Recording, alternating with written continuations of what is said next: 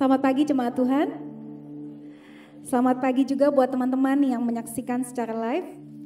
Selamat bergabung dalam ibadah Indonesian Ministry dari Bread of Life Church. Ya, saudara, saya sangat excited dan saya sangat percaya bahwa di waktu ini, musim ini adalah musim bukan cuma upgrade, tetapi kita juga mau relaunch. Ya, beberapa waktu yang lalu Pastor Jonathan, gembala wilayah kita, beliau menyampaikan satu pesan yang sangat mengena di dalam hati saya. Ya, beliau berkata begini, waktu ini, momen-momen ini banyak orang yang bilang bahwa ini adalah momen ketika kita memencet tombol reset, benar gak? Reset itu kita bisa memulai kembali, ya. Semua yang mungkin kegagalan yang pernah kita lakukan, yang pernah kita alami, saudara. Seakan-akan ketika kita pencet tombol reset itu kita bisa mengulang dan memulai kembali, ya. Tetapi bukan cuma reset, ini adalah musim upgrade. Setelah reset kita upgrade, dan setelah upgrade kita mau relaunch. Relaunch itu saudara, kita mau keluar kembali, saudara, dengan satu kondisi dan keadaan kualitas yang terbaik yang belum pernah kita alami sebelumnya. Saudara percaya? Saudara percaya? Bilang sama sebelah kanan kirimu, kamu harus percaya. Pagi ini saya ingin menyampaikan firman Tuhan yang saya yakin ini sangat relevan dengan kondisi kita saat ini. Ya, saya berikan judul yaitu ketika mana berhenti. Hikmat di musim perubahan. Ya, ada yang tahu di antara kita mana itu artinya apa? Ini pernah dibagikan, saya ingat sama Pastor Yunis. Masih ingat gak? Literally, arti harafiahnya kata mana itu apa? Mana tuh apa? Apa sih ini? Ya. Mana tuh artinya sesemo. Ini apaan sih? Ya. Saudara, mana itu adalah salah satu mujizat yang menurut saya sangat luar biasa yang dialami oleh orang Israel ketika mereka berada di padang gurun, ya. Dan saudara, sesuai dengan namanya, mana tuh artinya adalah apaan sih ini? Sesemo. Ya, what is this? Kenapa? Karena pertama kali ketika orang Israel mereka mendapatkan mana, mereka merasa asing, benar gak? Gak pernah seumur umur ada roti turun dari langit, belum pernah makan pula. Ini apaan sih? Sesuatu yang asing. Tetapi saudara, sesuatu yang asing seiring dengan berjalannya waktu, tahun demi tahun berlalu, bahkan sampai 40 tahun panjangnya orang Israel menerima mana, sampai satu titik mereka mulai bosan, mereka mulai enek, saudara, muak makan mana. Sesuatu yang tadinya fresh, apa sih ini? Sesuatu yang baru, ternyata juga bisa menjadi sesuatu yang membosankan karena terus berulang-ulang dimakan, saudara. Tetapi saudara, yang saya ingin katakan dan saya ingin sampaikan pagi ini adalah, saudara, Tuhan itu punya maksud dan rencana di dalam setiap musim kehidupan kita. Ada musim di mana kita menerima mana. Ada musim ketika mana berhenti. Ya. Saudara, ini saya yakin dialami oleh kita semua. Banyak teman-teman yang minggu-minggu ini lulusan, benar gak? Ya, saya mau kasih selamat dulu buat adik-adik yang baru lulus. Kita kasih tepuk tangan yuk. Wow, ya, saya masih ingat perasaan saya waktu saya lulus kuliah. Ya, saya ingat detik-detik semester terakhir tuh saya kerjanya ingat, aduh ada show event yang saya lupa show nggak ya? Saya takut tiba-tiba ada yang saya lupa terus saya nggak bisa lulus gitu. Sampai akhirnya saya menerima piagam kelulusan, ijazah saya. Wah, kayaknya perjuangan saya selama 4 tahun di universitas, ya. Dalam hati saya pikir, aduh Tuhan, saya nggak mau belajar lagi deh, abis ini kayaknya sudah cukup. Tapi tanpa saya sangka 1 tahun kemudian saya masuk lagi ke sekolah Alkitab untuk belajar selama 3 tahun, ya. Memang rancangan Tuhan lebih tinggi. Saudara, yang pasti saya mengerti perasaannya murid-murid. Perasaan senang akhirnya bisa lulus, tapi di satu sisi deg-degan. Iya kan? Ya, takut. Selanjutnya gimana ya? Saya bisa gak ya menyesuaikan diri di lingkungan pekerjaan yang baru? Atau saya bisa gak ya dapat pekerjaan? Ya, saya bisa gak ya stay di Taiwan? Saya mesti di Taiwan atau pulang ke Indonesia? Saudara, hidup kita diwarnai dengan banyak sekali perubahan di setiap musim. Itulah sebabnya saya ingin bagikan pagi ini, saudara, apa yang dimaksud dengan ketika mana berhenti. Kita lihat dulu gambar ini. Saudara, orang-orang Israel, mereka itu ketika dibawa Tuhan keluar dari tanah Mesir, mereka tinggal di dalam kemah. ya. Jadi nggak kayak kita saudara enak hari ini. Ada tembok ya, ada atap yang kalau hujan besar apa aman. Enggak saudara. Mereka tinggalnya di dalam kemah. The point is mereka tinggal di kemah tuh bukan cuma 1 minggu 2 minggu. Teman-teman di sini kalau yang suka camping ya, berapa hari masih oke lah. Tapi 40 tahun saudara tinggal di kemah. Apa rasanya? Terus pindah-pindah lagi ya. Bukan cuma di satu lokasi. Nanti Tuhan bilang jalan, pindah-pindah. Saudara, umat Israel mengalami banyak perjuangan dan pergumulan yang saya yakin sangat tidak mudah. Itu sebabnya jangan sampai kita meremehkan dan menertawakan orang Israel. Allah, orang Israel tegar tengkuk, ya, nggak tahu diuntung, ngalamin mujizat Tuhan tapi nggak tahu bersyukur. Wah, kita tahu kalau kita berada di dalam posisi mereka, mungkin kita bisa meresponi atau melakukan hal yang sama. Kenapa? Karena memang medannya sukar. Tetapi saudara, luar biasanya, justru di dalam kesukaran mereka mengalami kesetiaan Tuhan. Seperti gambar ini saudara, setiap pagi waktu mereka bangun, mereka keluar, sepasti mentari yang bersinar. Selalu ada roti yang tersedia di luar kemah, yang warnanya putih-putih di lantai. Ya, saya suka gambar ini yang menggambar ilustrasinya indah sekali. Gak akan kurang. Dan Tuhan pesankan, jangan ambil ekstra, ambil secukupnya. Kalau kamu ambil ekstra, nanti juga akan busuk. Ya, ada pelajaran yang penting yang Tuhan sedang ajarkan ke umat Israel. Coba kita lihat di Keluaran pasal yang ke-16. Saya akan bacakan ayat pertama. Setelah mereka berangkat dari Elim, tibalah segenap jemaat Israel di padang gurun Sin yang terletak di antara Elim dan Gunung Sinai. Pada hari yang ke-15 bulan yang kedua sejak mereka keluar dari tanah Mesir. Di padang gurun itu bersungut-sungutlah segenap jemaat Israel kepada Musa dan Harun. Dan berkata kepada mereka, kalau kami mati tadinya di tanah Mesir oleh tangan Tuhan ketika kami duduk menghadapi kuali berisi daging dan makan roti sampai kenyang. Sebab kamu membawa kami keluar ke padang gurun ini untuk membunuh seluruh jemaat ini dengan kelaparan. Lalu berfirmanlah Tuhan kepada Musa, sesungguhnya aku akan menurunkan dari langit hujan roti bagimu. Jadi saudara, seluk-beluk asal muasal kenapa bisa ada mana, itu orang-orang Israel komplain sama Tuhan. Ya, saudara perlu perhatikan, ini terjadinya tidak lama setelah mereka mengalami mujizat langit merah terbelah. Terus udah gitu umat Israel, Miriam mimpin dengan tamborinnya, mereka bernyanyi, menari, memuji kebesaran Tuhan. Kenapa? Wow, Tuhan yang berperang bagi kita. Ya, Tuhan yang membuka laut merah buat kita. Bahkan semua musuh-musuh kita tuh ditenggelamkan di dalam lautan. Saudara, ini terjadi tidak lama setelah mereka mengalami salah satu mujizat yang menurut saya paling spektakuler yang pernah terjadi. Mereka mulai bersungut-sungut. Ya. Saudara tahu, di dalam diri kita, di dalam kehidupan kita, saudara, setiap hari ada sesuatu yang perlu kita kerjakan. Kita perlu yang namanya memperbaharui akal budi dan pikiran kita. Kenapa?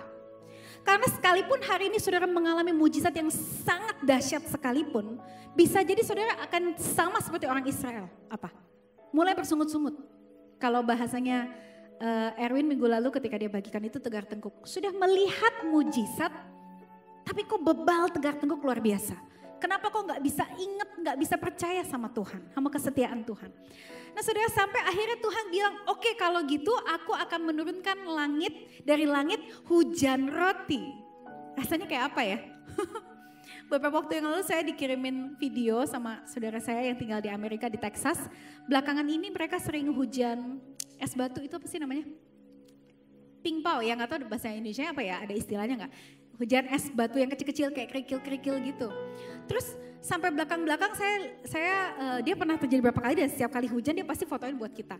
Pasti dia rekamin buat kita. Sampai yang terakhir itu wow, es batunya gede banget gitu. Itu aja kita ngeliat serem amat gitu ya hujan es batu. Sudah apa rasanya kalau tiba-tiba hujan roti? Wow, tinggal buka mulut ya. Langsung gitu, tinggal makan. Saudara, dahsyat sekali. Umat Israel mengalami yang namanya hujan roti, ya. Saudara, dan ini terjadi di dalam proses ketika mereka keluar dari Mesir, tapi belum masuk ke tanah Kanaan. Di antara Mesir dan tanah Kanaan. Ya. Coba kita lihat saudara, di antara Mesir dan tanah Kanaan selain ada mana, ada apa lagi sih? Ya, ada yang tahu apakah ini? Tiang, awan dan tiang api. Ya, saya ingat ketika saya membaca satu bagian di kitab Keluaran dan saya terharu sekali waktu saya baca ketika momen orang Israel mereka keluar dari Mesir, kemudian pasukan Mesir, Firaun dan pasukannya mengejar dari belakang. Waktu itu mereka sedang berkemah di pinggir Laut Merah. Kemudian saudara waktu itu sudah ada tiang awan dan tiang api. Begitu mereka keluar langsung tiang awan dan tiang api memimpin dan menuntun mereka. Dan ketika momen saudara pasukannya Firaun tuh mengejar dari belakang dan begitu mereka menengok mereka ketakutan luar biasa karena Firaun itu kaya raya luar biasa, dia punya pasukan yang dahsyat, dia punya kereta kuda yang sangat gagah perkasa. Waktu itu orang Israel ketakutan luar biasa ketika mereka menengok ke belakang. Tapi saudara apa yang terjadi? Tiang awan dan tiang api biasanya ada di depan mereka. Kemudian tiba-tiba si tiang awannya mundur, saudara pindah lokasi ke belakang. Menghalangi antara umat Israel dengan orang-orang Mesir. Tuhan menjadi perlindungan bagi mereka. Karena ada tiang awan itu, ada kegelapan yang menyeliputi dan menghalangi. Jadi orang Mesir gak bisa maju, gak bisa menyerang mereka. Sudah tahu di antara Mesir dan tanah Kanaan, yaitu di tengah-tengah padang gurun perjalanan orang Israel, mereka mengalami begitu banyak kesetiaan Tuhan dan mujizat yang sangat luar biasa. Sudah hari demi hari, spektakuler banget, belum pernah ada saudara yang alamin sebelumnya. Dipimpin sama tiang awan dan tiang api. Tiang api kalau malam supaya mereka apa? Mereka gak perlu listrik saudara, gak perlu genset ya. Nyala begitu saja apinya, luar biasa. Terus kalau siang-siang kan panas luar biasa. Tuhan menaungi mereka dengan awan. Saudara, umat Israel mengalami banyak sekali mujizat yang sangat dahsyat saudara dari Mesir menuju ke tanah Kanaan. Saudara ada yang tahu nggak perjalanan dari Mesir ke tanah Kanaan itu mestinya, kita tahu mereka berputar-putar 40 tahun ya. Ada yang tahu nggak mestinya mereka berapa lama bisa sampai? Berapa? Ada yang bilang 40 hari. Oke, ada lagi? 14 hari. Oke, ada lagi? Oke, tidak berlama-lama saudara saya kasih infonya. Ternyata menurut ahli yang meneliti, jarak antara Mesir dengan tanah Kanaan itu kalau ditempuh sama orang Israel sebenarnya bisa dicapai dalam 11 hari. Dari 11 hari kok bisa jadi 40 tahun, apa yang terjadi? Ya. Banyak orang seringkali merasa, ya memang huokai orang Israel.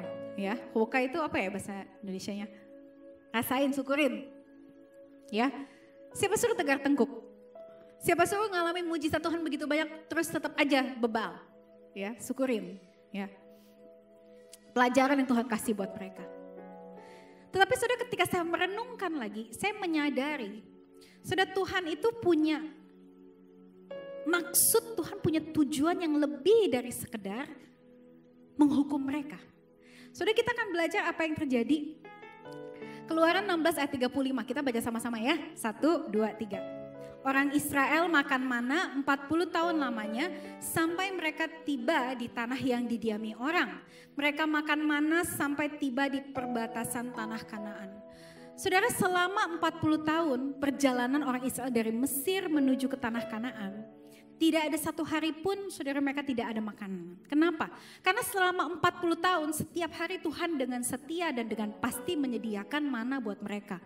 Begitu mereka keluar dari kemah mereka selalu tersedia makanan. Nah saudara dan dikatakan tetapi mereka makan mana itu cuman sampai ketika mereka tiba di perbatasan tanah Kanaan. Pas banget ya. Sebelum detik-detik sebelum mereka masuk ke tanah Kanaan berhenti mananya. Saudara, saya ingin kita sama-sama merenungkan apa yang dialami oleh orang Israel yang sebetulnya hari-hari ini Tuhan sedang mengajarkan satu pelajaran yang sama.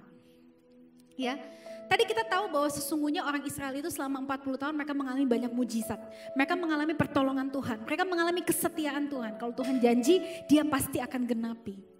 Sudah tahu, walaupun padang gurun tidak menyenangkan, tapi kadang-kadang kita suka susah move on dari padang gurun. Kenapa? Karena terus terang banyak hal bagi kita itu sangat familiar dan kita tidak asing. Enak kan gak usah kerja udah ada makanan? Enak gak? Enak loh. Walaupun bosan tapi setidaknya kita gak usah kerja, enak gitu loh. gak usah kerja udah dapat makanan setiap hari. Bukan cuman mana, ya. Ketika mereka pengen makan daging, apa yang terjadi? Tuhan menghembuskan, ada angin besar, saudara, burung-burung puyuh. Saudara ditiup, saudara, sampai akhirnya mereka punya daging buat dimakan. Ya, saudara, mereka gak usah kerja, mereka bisa dapatkan semua makanan itu, luar biasa. Selama 40 tahun itu momen dan proses yang walaupun mungkin banyak perjuangan juga, banyak gak enaknya, tapi banyak enaknya juga. Kenapa? Karena mereka familiar dengan keadaan itu. Mereka tidak perlu bersusah payah, mereka sudah bisa dapat makanan. Bahkan asal mereka minta saja Tuhan akan berikan, saudara. Luar biasa sekali. Tetapi saudara, ada satu poin penting yang kita perlu renungkan. Apa yang terjadi sebetulnya dan apa tujuan Tuhan di dalam, saudara, proses perjalanan dari orang Israel keluar dari Mesir menuju ke tanah Kanaan, ya. Coba kita lihat gambar ini. Ada yang tahu ini ada di mana? Kelihatannya seperti di mana? Mesir, ya. Kelihatan ya. Orang-orang Israel diperbudak waktu di Mesir, saudara. Mereka kerja keras, mereka kerja rodi. Mereka dipukul, saudara, bangunan-bangunan yang luar biasa, yang sangat dahsyat, yang sangat megah sekali, saudara, di Mesir. Ada banyak itu karena hasil kerja keras orang Israel. Zaman-zaman dulu gak kayak kita ya, sekarang banyak mesin yang besar-besar, banyak yang peralatan canggih, saudara, gak ada. Semuanya itu handmade, saudara, pekerjaan tangan manusia. Coba kita lihat, saudara, betapa kontrasnya dari gambar ini sampai ke gambar ini. Saudara, gambar ini kelihatannya lagi di mana sih orang Israel? Siap-siap masuk ke tanah Kanaan kelihatannya ya. Ya tentu saja mungkin saya nggak tahu ya, mungkin tidak serimbun itu saya juga nggak tahu ya. Tapi ada, ini ilustrasi yang saya sangat suka dan saya merasa ini benar-benar menggambarkan satu kondisi yang sangat kontras, perbedaan langit dan bumi, saudara. Dari ini sampai ini. Tadi saya katakan bahwa di Mesir itu identik dengan perbudakan. Orang-orang itu tidak punya kebebasan, mereka tidak punya kemerdekaan. Mereka cuma bisa mengikuti apa yang disuruh oleh atasan mereka. Saudara, tapi dari Mesir, dari status sebagai budak mau masuk ke tanah perjanjian atau Kanaan. Dari seseorang yang sudah terbiasa, saudara, jadi budak. Bukan cuma dia semasa hidupnya, orang tuanya, kakeknya, nenek moyangnya, dari generasi ke generasi itu budak, saudara. Terus tiba-tiba mau disuruh jadi pewaris tanah perjanjian. Saudara, itu gak gampang, itu gak mungkin di dalam sehari saudara mentalnya bisa berubah ya. Dari Mesir ke tanah Kanaan. Tadi kita bilang banyak sekali hal yang terjadi saudara antara Mesir dan tanah Kanaan. Di tengah-tengah padang gurun itu ya. Coba kita lihat apa yang Tuhan katakan. Keluaran pasal 16 Tuhan bilang begini. Sesungguhnya aku akan menurunkan dari langit hujan roti bagimu. Maka bangsa itu akan keluar dan memungut tiap-tiap hari sebanyak yang perlu untuk sehari. Supaya mereka kucoba. Katakan bersama dengan saya, kucoba. Saudara, ternyata Tuhan punya maksud. Tuhan ingin mencoba orang Israel. Pertanyaan adalah mencoba itu maksudnya apa sih? Ya, mencoba itu sebenarnya artinya sederhana. Tuhan lagi kasih tes, kasih ujian. Ya, kalau kita belajar teman-teman tadi yang kita bilang sudah lulus kuliah, sudah selama 4 tahun kau kuliah, sebelum lulus pasti ada ujian kelulusan, benar gak? Ya, atau mungkin kamu ada sidang, saudara. Ini buat apa? Menguji, mentes semua ilmu, semua pengetahuan yang kamu dapatkan selama bertahun-tahun, selama belajar. Itu beneran ngerti gak kamu? Beneran mudeng gak? Ya, beneran bisa kamu aplikasikan gak? Kalau oke, baru kamu dikasih lulus, ada standarnya. Saudara, demikian juga ketika Tuhan memberikan mana hujan roti buat umat Israel. Tuhan bilang supaya mereka kucoba apakah mereka hidup menurut hukumku atau tidak. Ya, dan pada hari yang ke-6 apabila mereka memasak yang dibawa mereka pulang, maka yang dibawa itu akan terdapat 2 kali lipat banyaknya dari apa yang dipungut mereka sehari-hari. Saudara, di hari ke-6 Tuhan pesan, kamu ambil, dan hari ke-7 kamu gak usah ngambil. Kenapa? Hari ke-7 hari Sabat. Ya, dan luar biasanya ketika mereka masak apa yang dibawa pulang di hari ke-6, yang dibawa itu bakal hasilnya jadi 2 kali lipat, saudara. Katakan bersama dengan saya, wow. Saudara, Tuhan sedang menguji kita. Padang gurun adalah tempat di mana Tuhan menguji kita dan memurnikan kita. Saudara, saya yakin dan percaya, saudara teman-teman di sini, saudara pernah mengalami proses padang gurun, bahkan ada di antara kita masih ada di dalam padang gurun. Ini bukan sesuatu yang perlu kita merasa malu saya lagi di padang gurun, gak usah. Saudara, padang gurun adalah tempat di mana kita mengalami banyak sekali mujizat.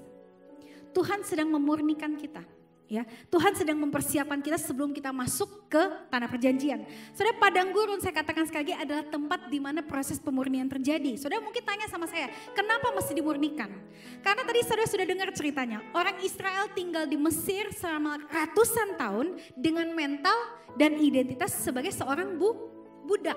Saudara, dari budak mau jadi ahli waris, saudara saya tanya, ahli waris itu yang boleh dapat warisan cuman kalau seseorang yang statusnya apa sih identitasnya?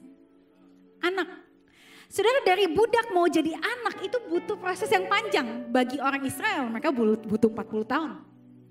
Saya berharap kita gak perlu 40 tahun di sini. Goalnya bukan cuma untuk masuk ke tanah Kanaan. Goalnya adalah Tuhan sedang mengubah kita, memurnikan kita dari mental identitas budak jadi anak, saudara. Coba kita lihat lagi. Ciri-ciri mentalnya budak tuh apa sih? Ya, saya berusaha melukiskan, saya pengen menyimpulkan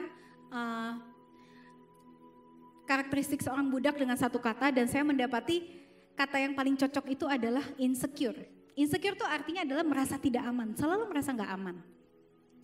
Saudara, seorang budak itu kenapa dia merasa insecure? Karena gak ada yang menjamin hidup dia. Dia itu seperti cuma sebuah produk yang bisa dijual belikan. Ya, keberadaan dia cuma untuk keuntungan bosnya. Ya, dia tidak punya perlindungan yang sejati buat hidup dia. Makanya dia punya banyak sekali rasa tidak aman. Ya. Makanya orang Israel karena mereka insecure, mereka merasa tidak aman, mereka sering bersungut-sungut. Ya. Saudara, bukan cuma bersungut-sungut, mereka suka susah move on dari masa lalu. Makanya kenapa tiap kali kalau mereka bersungut-sungut sama Tuhan, kalimat selanjutnya yang keluar dari mulut mereka apa? Coba dulu kalau kita di Mesir, kita mati pun setidaknya matinya di depan kuali berisi daging. Aduh, saya bahasa itu keterlaluan banget kalimat itu. Saya kalau jadi Tuhan ya, wow, saya bom kali langsung umat Israel. Untung saya bukan Tuhan.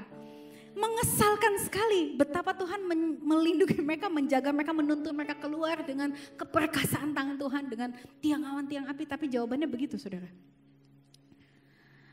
Kenapa? Karena mereka susah move on dari masa lalu. Gak bisa beranjak dari kehidupan yang lama. Saudara, kenapa firman Tuhan bilang barang siapa di dalam Kristus dia adalah ciptaan baru. Sesungguhnya yang lama sudah berlalu, yang baru telah datang. Tuhan mau kita untuk tidak berhenti di masa lalu. Contoh orang yang berhenti di masa lalu adalah kita sering cari alasan. Gini, gak bisa Mepanva. Ya, bukan saya yang mau, ini nasib saya. Kenapa saya dilahirkan di keluarga seperti itu? Kenapa saya dilukai oleh si ABC di masa lalu? Kalau bukan karena mereka, saya gak akan jadi hari ini. Itu contoh, saudara, seseorang yang gak bisa move on, beranjak dari masa lalu. Dia menyalahkan keadaan di masa lalu. Dia fokus kepada apa yang terjadi di waktu lalu. Saudara, dan bukan cuma itu. Karena mereka insecure, mereka susah untuk percaya. Susah percaya. Mujizat demi mujizat terjadi, sudah keajaiban demi keajaiban terjadi, tapi mereka susah percaya, saudara. Kita lihat lagi, saudara, apa bedanya seseorang yang punya mental budak dengan seseorang yang punya mental anak. Saudara, kalau saya bisa simpulkan dengan satu kata, adalah ownership. Katakan bersama dengan saya, ownership. Ownership itu apa sih? Ownership itu adalah rasa kepemilikan, ya, atau hak kepemilikan, ya. Seseorang ketika dia menerima hak kepemilikan, taruhlah saudara beli rumah, ya. Beli rumah itu mesti taken kontrak, ya. Sudah beres semua surat-surat, sudah punya hak kepemilikan di atas rumah yang saudara beli. Bedanya seorang budak, tadi saya katakan budak itu insecure, punya begitu banyak rasa tidak aman di dalam hatinya, membuat dia sering bersungut-sungut, buat dia susah move on, membuat dia susah percaya, saudara. Tetapi seseorang yang punya mental anak adalah dia punya perbedaan terbesar. Dia punya sense of ownership. Dia punya rasa kepemilikan. Saudara mungkin tanya sama saya, ownership apa sih? Ya, saudara jangan lupa orang Israel sebenarnya dari zamannya Bapak Abraham sudah dikasih janji apa? Suatu hari keturunanmu selain akan sebanyak pasir di pantai, bintang di langit, kamu juga akan menerima tanah perjanjian. Itu sudah dijanjikan. Jadi sebetulnya dari awal ketika Tuhan memanggil Abraham, ada satu benih kepemilikan yang Tuhan taruh di dalam hati orang Israel. Bibit ownership. Tuhan sedang mengajarkan mereka, kenapa mesti dikasih bibit ownership? Karena cuman anak yang bisa punya ownership. Sudah cuman anak yang bisa jadi ahli waris. Ya, cuman seseorang yang identitasnya anak, dia baru bisa menyadari dan menikmati bahwa dia suatu hari akan menerima apa yang bapaknya janjikan. Dan itu semuanya akan diberikan buat dia. Makanya seseorang yang punya sense of ownership itu, dia di dalamnya punya tujuan. Punya tujuan. Saudara, orang Israel kenapa bisa survive selama 40 tahun? Karena mereka tahu suatu hari mereka akan dibawa ke satu tempat tujuan. Dan tempat tujuan itu akan dikasih buat mereka. Kalau enggak, buat apa sengsara di padang gurun? Penderitaan kita akan sia-sia kalau kita tidak punya tujuan. Saya ulangi lagi saudara. Penderitaan dan perjuangan dalam hidup kita tuh akan sia-sia kalau kita gak punya tujuan. Makanya saya mau bilang sama saudara, jangan cuman berjuang. Jangan cuman menderita untuk saudara cuman demi dapat uang saudara. Saudara mesti minta sama Tuhan, Tuhan kasih saya tujuan. Buat apa saya mesti bangun pagi-pagi tiap hari? Buat apa saya mesti kerja susah payah? Buat apa saya mesti cari Tuhan? Saya mesti tidak menyangkal iman saya di tengah-tengah kesukaran. Buat apa? Tuhan kasih saya tujuan. Karena tujuan itu akan memberikan satu makna saudara buat penderitaan dan perjuangan kita. Demikian pula dengan orang Israel. Tuhan terus ingatkan mereka, hey kalian punya tujuan, tempat tujuan kalian itu di sana, tanah perjanjian. Kalian akan menerima. You guys will own the land. Kalian akan menerima, saudara, dihibahkan tanah itu buat kalian. Saudara, itulah kenapa seseorang yang punya sense of ownership, dia pasti punya tujuan. Kedua, dia tidak takut tantangan. Kenapa? Kan dia tahu tantangan, di balik tantangan itu ada satu tujuan, yaitu mereka akan mencapai tempat yang Tuhan sudah janjikan. Saudara mau jadi orang yang berani terima tantangan, saudara doa sama Tuhan. Tuhan kasih saya tujuan. Kasih saya sense of purpose. Ingatkan saya akan identitas saya. Saya ini anak. Saya akan mewarisi apa yang Tuhan janjikan buat saya. Jadi sekalipun saudara takut, saudara akan tetap memberanikan diri. Saudara akan tetap maju, saudara. Tidak takut tantangan. Dan yang terakhir yang penting banget seseorang yang punya mental anak, seseorang yang punya sense of ownership adalah seseorang yang percaya. Katakan bersama dengan saya percaya. Saya suka sekali dari awal, dari doa sebelum ibadah dimulai, Devi mengutip bilang hidup kita karena iman bukan karena percaya. Saudara, kita semua dipanggil untuk jadi anak-anak Tuhan. Tuhan izinkan proses padang gurun dalam hidup kita karena dia sedang memurnikan kita. Ada banyak pasir-pasir, ada banyak, saudara, banyak noda, saudara, banyak yang tidak murni di dalam hidup kita. Apa? Mental kita yang lama, saudara. Saudara, saya mau kasih tahu ya, saudara jadi budak atau jadi anak, saudara sama-sama bisa menderita, sama kok. Sama-sama bisa susah. Jadi saya ngobrol dengan seorang saudari, sudah lama tidak ketemu dia karena sejak corona gak bisa libur. Terus kita lagi ngobrol soal situasi di Indonesia. Terus saudara kita mengambil satu kesimpulan. Situasi corona ini bukan masalah beriman atau gak beriman, tapi masalah percaya atau enggak. Kenapa? Karena sekalipun anak-anak Tuhan, bahkan hamba-hamba Tuhan juga bisa kena virus corona, benar gak? Ya, bisa kena virus. Saudara budak atau saudara anak, saudara sama-sama bisa menderita kok. Jadi orang Kristen, jadi anak Tuhan bukan berarti saudara jadi gak ada kebal, imun sama penderitaan penyakit, enggak. Tetapi saudara yang membedakan adalah, saudara punya tujuan, saudara punya purpose. Saudara punya ownership, saudara tahu apa yang Tuhan kasih, yang Tuhan percayakan, itu bagianmu. Duh, saudara, itu beda banget rasanya. Dengan seorang yang cuma jadi budak, disuruh-suruh kanan kiri, tapi apapun susah payah pekerjaan dia gak akan bisa naik pangkat, dia gak akan diakui sama bosnya, ya begitu-gitu aja hidupnya. Lama-lama tawar hati. Ya. Lama-lama saudara gak punya tujuan hidup. Saudara, itulah sebabnya kenapa hari ini saudara saya ingin ingatkan sama saudara.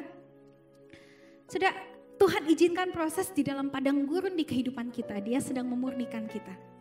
Bahkan sampai hari ini, saya sendiri sedang menyadari, saudara, kemarin ini saya sempat ngobrol dengan seorang hamba Tuhan. Kita ngobrol lumayan banyak topik cukup dalam. Dan kita sampai topik ketika kita membicarakan apa sih ciri-ciri seseorang yang punya roh yatim piatu. Ya. alias mental budak, saudara. Mirip kok sama yatim piatu sama. Sudah sering kali merasa insecure. Terus saya lihat dan saya pikir-pikir evaluasi diri saya. Kadang-kadang saya juga bisa insecure. Kadang-kadang saya merasa gak aman. Kadang-kadang saya takut tersaingi. Kadang-kadang saya merasa kalau performa saya gak bagus, gimana kalau saya tidak diakui. Saudara, itu adalah sisa-sisa, saudara, ketidakmurnian yang masuk dalam hidup kita karena satu musim perbudakan yang lama dalam hidup kita. Ketika kita belum kenal Tuhan, ketika kita belum dilepaskan. Sudah ada banyak benih. Kalau Tuhan kasih kita benih ownership, iblis kasih kita benih apa? Insecurity. Banyak rasa tidak aman dalam hidup kita. Apapun bisa membuat kita merasa tidak aman, membuat kita cemas. Tetapi saudara bersyukurnya Tuhan tuh gak pernah give up sama kita. Tuhan sedang memurnikan kita ya. Coba kita lihat apa yang terjadi detik-detik sebelum orang-orang Israel masuk ke tanah perjanjian.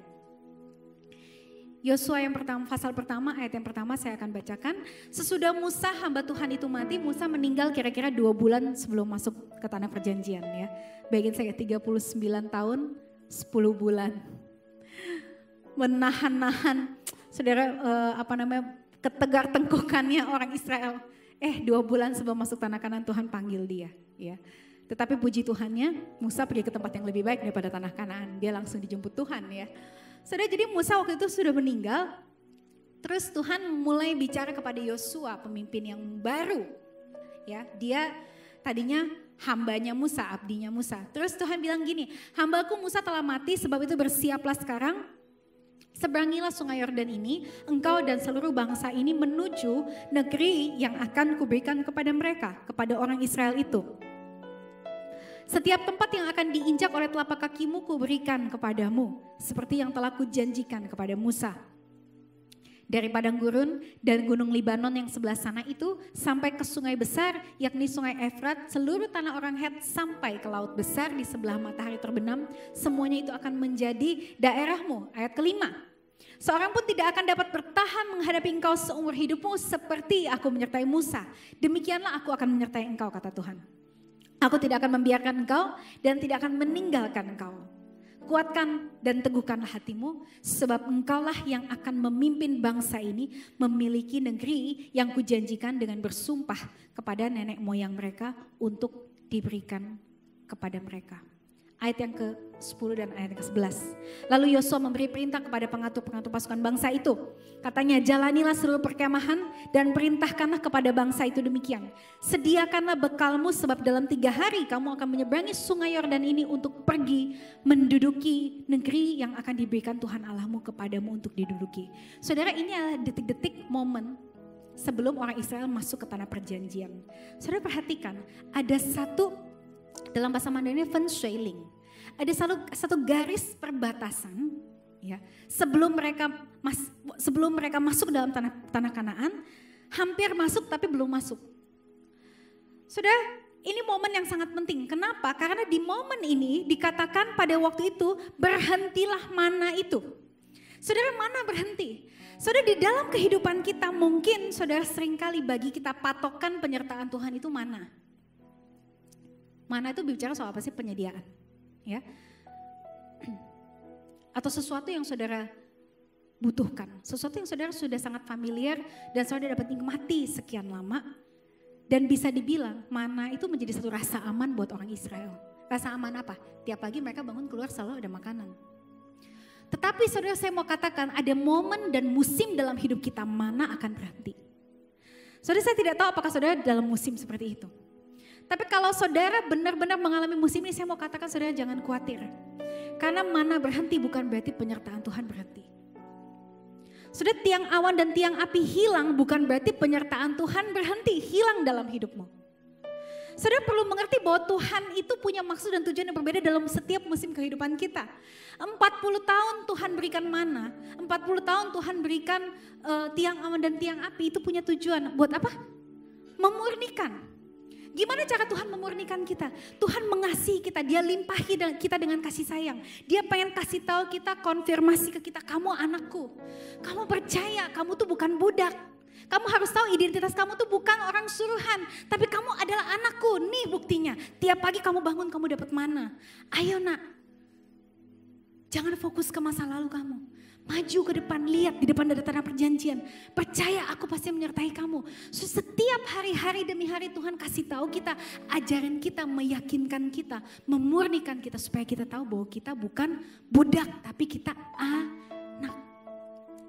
Tuhan ambil waktu dan dia invest 40 tahun saudara. Itu investasi yang sangat panjang. Untuk orang Israel cuma demi memurnikan mereka. Cuma demi menyadarkan mereka akan identitas mereka. Mereka bukan budak tapi mereka anak. Sampai ketika mereka sampai di perbatasan akhirnya mana berhenti. Sudah saya ulangi lagi. Mana berhenti bukan berarti Tuhan tidak menyertai kita. Tetapi Tuhan akan menyertai kita dengan cara yang berbeda. Sudah kalau engkau sedang berada di dalam musim yang berbeda. Transisi, perubahan dalam hidupmu. Saya pengen dorong kalian. Saudara kejar Tuhan, tanya Tuhan. Tuhan kasih saya tujuan, kasih saya lihat tanah perjanjian itu. Supaya saya tidak fokus ke belakang. Saudara mungkin kau bukan cuma fokus ke Mesir, tapi kau fokus ke selama masa 40 tahun ketika kau menikmati mana dalam hidupmu. Saudara saya ingin yakinkan engkau hari ini. Tuhan punya tujuan di dalam hidupmu. Saudara, di Yosua kelima berkata apa? Lalu berhentilah mana itu ayat ke-12. Pada keesokan harinya setelah mereka makan hasil negeri itu. Wow, saudara mana berhenti. Tapi ada hasil negeri di tanah perjanjian yang Tuhan kasih buat mereka. Rupanya memang berbeda. Tapi penyertaan Tuhan, kesetiaan Tuhan tuh gak pernah berhenti saudara. Saudara tetapi ada satu hal yang saya ingin ingatkan sama saudara. Saya sudah sampai di penghujung sharing saya pagi ini. Saudara Tuhan terus berulang-ulang berpesan kepada Yosua. Tuhan bilang apa? Pergi, duduki negeri akan diberikan Tuhan Allahmu kepadamu. Pergi dan duduki dia. Ya. Bedanya saudara mana musim ketika mana turun dengan musim ketika mereka masuk tanah perjanjian adalah gini. Ketika mana turun itu pluk jatuh dari langit. Ya, masih belum sikat gigi cuci muka tinggal ulurin tangan keluar sep. Dapat makanan, ya. Jadi ingat kalau kita doa fajar, masih ngantuk-ngantuk belekan gitu ya. Sudah bedanya ya, kalau sudah masuk ke tanah perjanjian, saudara mau masuk ke tanah perjanjian, Tuhan gak akan biarkan kamu dengan cara begitu. Gak akan kamu tinggal ulurin tangan, kamu dapat makanan, enggak. Sudah di tanah perjanjian orang Israel mesti ngapain? Mesti bertani, mesti bercocok tanam, mesti berjuang saudara. Ya, mereka disuruh apa? Mengelola tanah yang Tuhan kasih buat mereka. Saudara ini perbedaan besar. Saudara kadang ketika saya flashback dalam hidup saya, seringkali saudara saya menyadari begini. Saya sering membandingkan penyertaan Tuhan hari ini dengan penyertaan Tuhan di masa lalu. Saya merasa Tuhan kok dulu jauh lebih gampang sih? Kenapa kok dulu kayaknya saya tinggal berdoa sebentar saja Tuhan jawab? Kenapa kok kayaknya sekarang wah tayo nantes bahasa Mandirnya. Sudah besar susah lagi. Perkara yang Tuhan percayakan. Apakah Tuhan tidak menyertai saya? Saudara saya menyadari bukan begitu saudara. Tetapi karena Tuhan bilang apa? Sudah waktunya. Sudah waktunya kamu jangan bermanja-manja lagi dan terus minta disayang, dikelonin sama Tuhan. Hei kamu anak, sayang cucu jangan nangis ya. Nih mana? Dikasih apa? Susu tiap hari. Ada yang suapin. Komplain sama Tuhan, Tuhan kami mau makan daging dikirimin burung puyuh. Tuhan airnya pahit, marah-marah. Musa yang paling kasihan. Jadi babysitter buat ratusan ribu orang selama 40 tahun. Yang paling susah tuh ngurusin orang-orang yang punya mental budak, saudara. Kenapa? Karena berhenti di masa lalu. Saudara saya pengen dorong teman-teman semua hari ini setiap jemaat Tuhan. Saudara bukan saya yang meyakinkan kalian. Tapi firman Tuhan yang bilang. Ketika mana berhenti. Tuhan sediakan hasil bumi saudara di tanah perjanjian yang baru untuk engkau nikmati. Saudara dan bukan cuma itu, Tuhan mau engkau menjadi dewasa. Tuhan mau engkau mengambil hak kepemilikanmu sebagai anak dan mulai berjuang untuk tanah yang Tuhan percayakan buat engkau. Saudara itu mungkin rupanya bisa jadi saudara sedang mau bangun usaha, saudara mesti apa? Wah putar otak dulu gampang. Sekarang gak bisa kalau bedanya ya. Bedanya jadi pegawai dengan jadi bos ya. Ya, teman-teman di sini yang buka usaha yang sudah jadi bos. Kelihatannya enak ya jadi bos. Saya kasih jadi bos biasa susah tidur. Biasanya ya katanya konon. Saya belum pernah jadi bos sih. Tapi Saya ngerti apa rasanya jadi pemimpin. Saya ngerti. Ya. Kelihatannya sukar. Tetapi Tuhan bilang, aku mau engkau mengambil hak kepemilikan. Karena di sana engkau baru benar-benar ngerti apa yang namanya jadi anak, saudara. Tuhan mau kita pergi menduduki tanah perjanjian. Saudara, hikmat di masa perubahan ketika mana itu berhenti adalah berarti, saudara, Tuhan mau engkau memasuki dan pergi menduduki negeri yang Tuhan janjikan. Jangan fokus ke masa lalu. Jangan berhenti dan terus mengasihani dirimu karena membayangkan kenapa dulu saya ada mana, hari ini saya tidak ada mana. Stop doing that. Jangan seperti itu. Saudara, jadi seseorang yang dewasa, jadi anak yang dewasa. Ambil rasa hak kepemilikan itu. Saudara, perjuangkan apa yang sudah Tuhan percayakan buat engkau. Pergi duduki tanah perjanjian itu. Karena di sana engkau baru bisa menikmati apa yang namanya tanah yang limpah dengan susu dan madu. Saudara, ada orang bilang, saudara, setelah engkau berjuang susah payah, engkau baru bisa menikmati hasil perjuanganmu. Kenapa Tuhan kasih kita di akhir, saudara, perjuangan kita selama 6 hari, Tuhan kasih kita 1 hari sabat. Karena kalau misalnya saudara 6 hari sabat, 1 hari doang saudara kerja, saudara gak akan enjoy, percayalah. Ini perasaan yang dialami oleh teman-teman di negeri-negeri lain, negara lain yang harus work from home, yang harus gak bisa kerja, perusahaannya tutup. Tiap hari kayak hari sabat, tiap hari hari minggu, saudara. Tiap hari kayak hari libur ya. Gimana mau enjoy? Ya, saudara akan enjoy, saudara, semua dari hasil kerjamu ketika engkau sudah bersusah payah. Itu kenikmatannya beda, saudara. Dengan kenikmatan kamu tinggal ulurin tangan, kamu dapat mana? Beda, saudara. Saudara, hari-hari ini, mari kita sama-sama minta Tuhan tunjukkan kepada kita apa tanah perjanjian kita. Mari kita minta Tuhan tunjukkan kepada kita di mana tanah perjanjian kita. Dan gimana caranya kita mencapai tanah perjanjian itu? Gimana caranya kita menduduki tanah perjanjian itu? Amin. Sudah diberkati oleh firman Tuhan. Mari kita bangkit berdiri bersama-sama.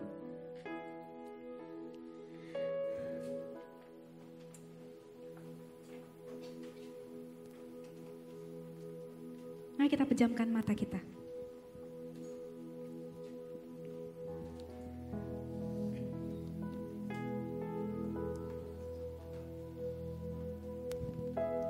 Thank you Jesus.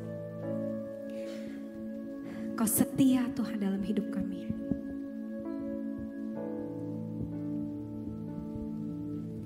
Di tengah luasnya samudra, di dalam badai yang bergelora, katakan kepadanya, Kaulah jangkar hidupku. Tak sekalipun ku goyah, sekalipun ku goyah. Firman-Mu terangi langkah kami Tuhan. Firman-Mu terangi langkahku. Sumber damai dalam hidupku. Ku aman di dalam-Mu. Penyertaan-Mu sempurna. Mari kita angkat kedua tangan kita di hadapan Tuhan.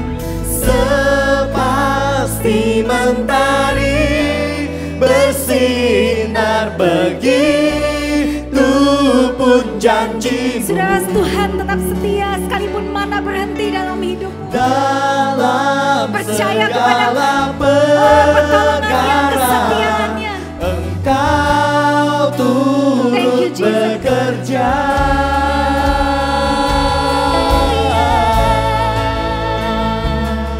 We surrender to you, God. Bergelora di dalam badai, bergelora. Katakan sekali lagi dengan yakin, Kau jangkar hidupku Tuhan. Kaulah jangkar hidupku. Tak sekalipun ku goyah. Firman-Nya menjadi pertolongan buat kita di musim apapun yang kita hadapi. Yes Tuhan. Sumber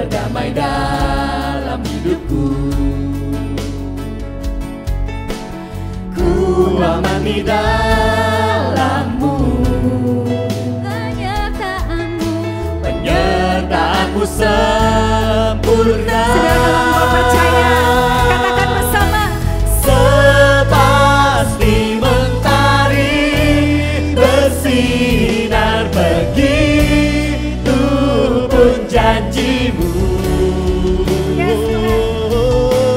Dalam segala perkara Engkau turut bekerja. Sepasti mentari bersinar, begitu pun janji-Mu. Dalam segala perkara Engkau turut bekerja. Mari pagi ini letakkan tanganmu di atas hatimu. This is the moment. Waktu ini ketika Roh Kudus, Dia akan berkata-kata kepada kita. Dia akan menerangi hati kita. Dia akan berbicara kepada kita. Saudara, masih ada banyak, saudara, mungkin sisa-sisa, saudara, noda-noda, saudara, dari perjuangan kita di masa lalu. Saudara, ketika engkau harus berjuang sedemikian rupa, ketika engkau masih diikat di dalam kuk perbudakan. Tetapi hari ini saya ingin katakan, saudara, Tuhan punya rencana. Dia mau menuntun kita masuk ke dalam tanah perjanjian kehidupan kita. Saudara, apa yang membedakan? Saudara, yang membedakan adalah saudara, mental kita berubah. Cara kita memandang kesulitan berubah.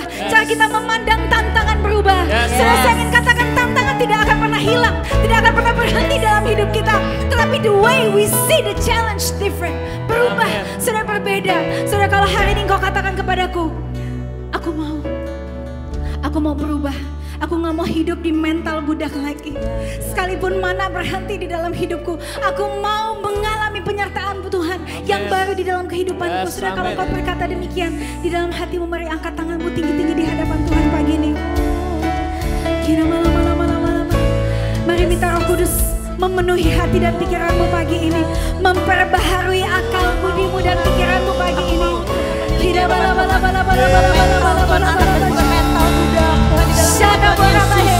Oh, kami adalah anak-Mu Tuhan. Kami bukan budak. We receive the sense of ownership. We receive the spirit of adoption this morning. Kami terima Tuhan.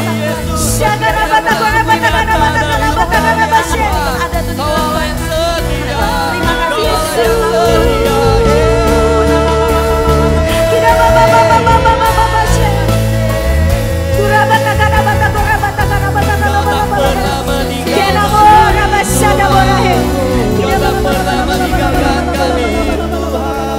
Saudara, saya ingin berdoa yang terakhir. Saya dapat merasakan banyak di antara kita desperately butuh hikmat strategi yang baru di musim yang baru dalam hidupmu. Saudara, mari angkat tanganmu tinggi-tinggi saja di hadapan Tuhan.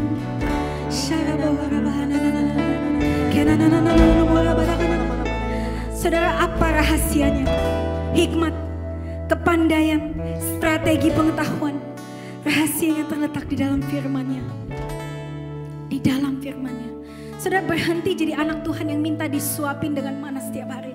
Berhenti dikasih tahu, dikasih firman Tuhan sama orang, diingetin baru baca firman Tuhan. Saudara, itu adalah masa ketika engkau masih di padang gurun. Ketika Tuhan, saudara, masih izinkan engkau melalui proses itu karena Dia sedang memurnikan engkau. Tapi hari ini, kalau engkau berkata, aku mau masuk ke dalam tanah perjanjian, engkau tidak bisa hidup dengan cara hidup yang lama. Saudara tidak bisa mengharapkan mana turun begitu saja dari langit. Tapi saudara masih belajar, saudara masih berjuang, saudara masih berusaha, saudara. Bukan dengan perasaan, tetapi dengan iman. Karena mungkin kau tidak akan lihat dengan matamu, tetapi tidak berarti penyertaan Tuhan berhenti. Mari mulai berdoa pagi ini.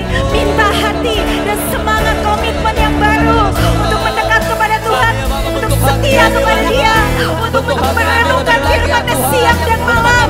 Sebab itu yang akan membuatnya berhasil. Itu jawaban dari setiap hikmat dan strategi yang kau butuhkan hari ini.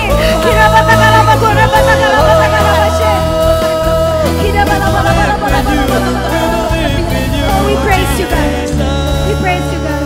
Thank you Jesus. Thank you Jesus. Saya percaya pagi ini Tuhan sudah mengangkat selubung saudara dari mata kita. Saudara, ini ini bukan waktunya. Saudara, kita seperti masih harus didina bobo sama Tuhan. Terus harus dikasih susu minum sama Tuhan. Itu bukan waktunya. Sebab kalau engkau masih mengharapkan penyertaan yang demikian, saudara, engkau tidak akan mampu menduduki tanah perjanjian. Kami berdoa pagi ini. Kami terima hati yang baru. Identitas mental anak Tuhan. Remind us every day, Holy Spirit. Kami butuh Engkau. Tolong kami untuk tidak menoleh ke belakang. Tolong kami untuk tidak terus, Tuhan, mengingat apa yang terjadi di masa lalu saja.